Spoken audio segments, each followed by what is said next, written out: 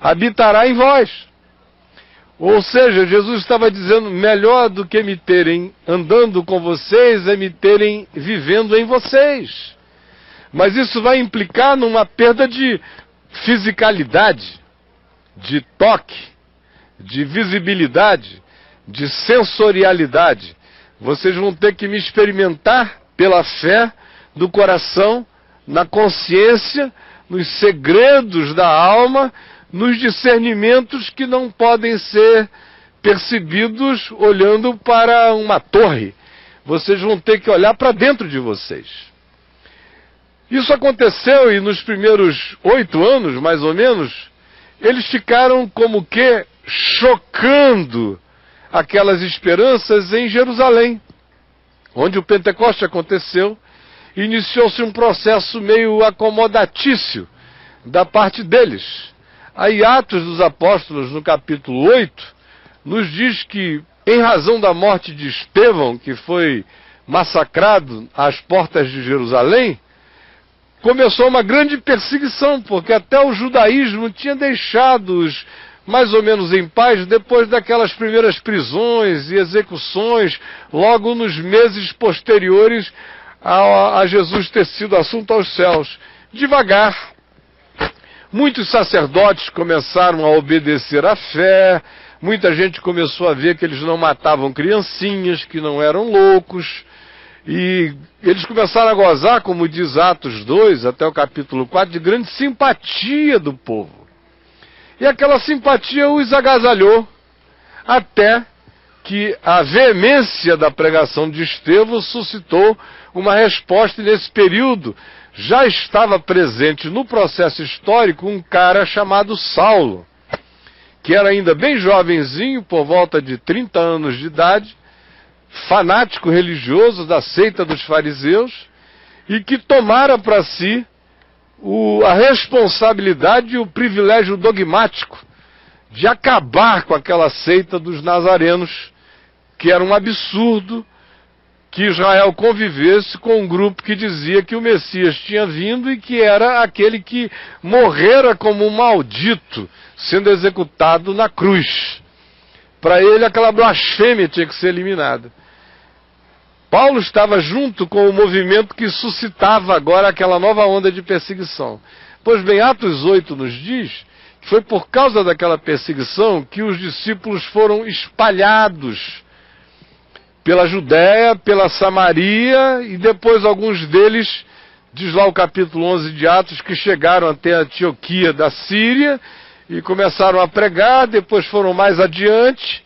Do contrário, não fora aquela perseguição, eles tinham ficado numa incubadeira de inoperância, de paralisia, e que poderia ter adoecido profundamente tudo aquilo que Jesus tinha proposto a eles, que eles vivessem no coração e na história como uma atitude cotidiana de vivência do Evangelho e de divulgação da palavra.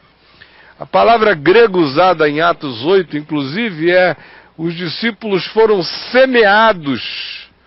Por causa da perseguição, os discípulos foram semeados.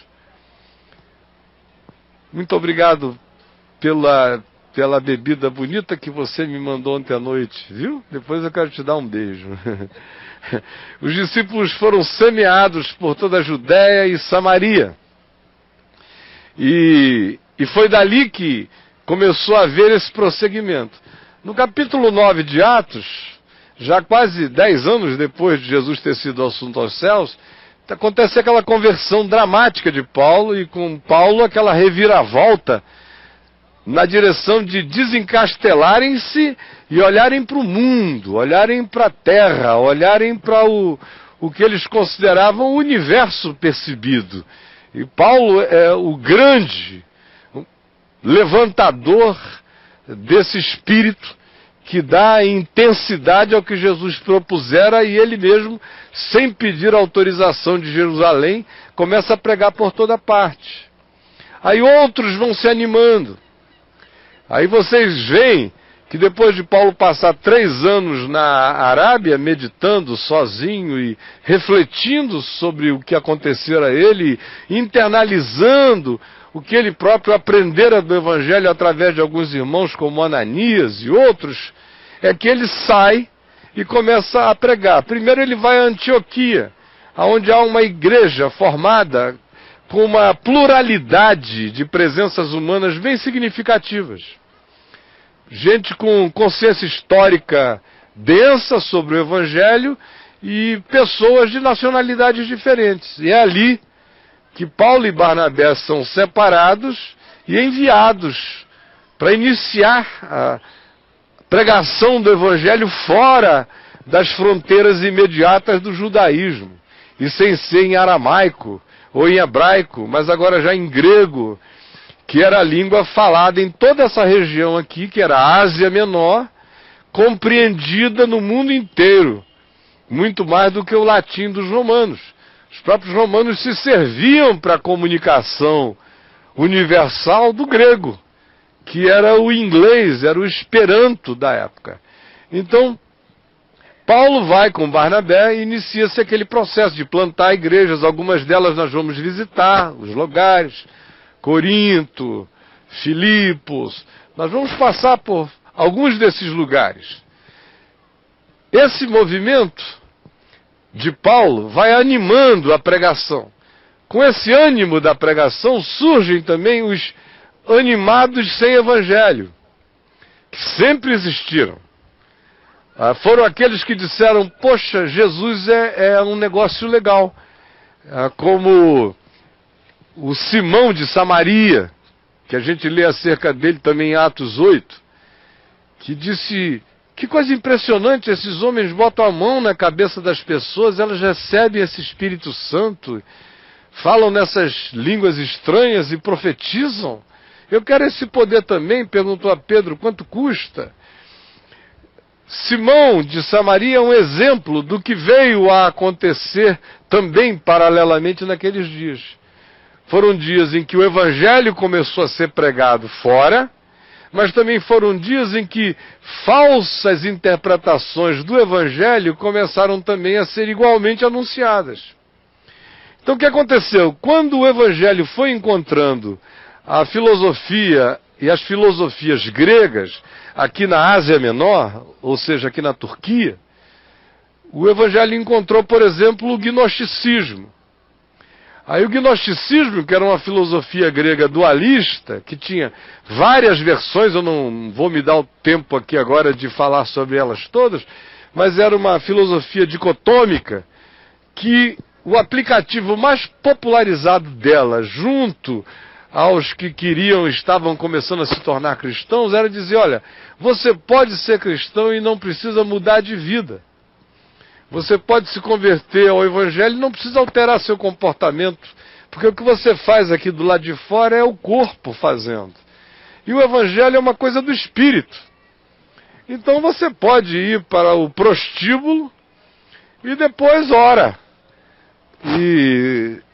Porque uma coisa não toca na outra. Estão diametralmente separadas. E isso começou a gerar em muita gente um espírito estranho.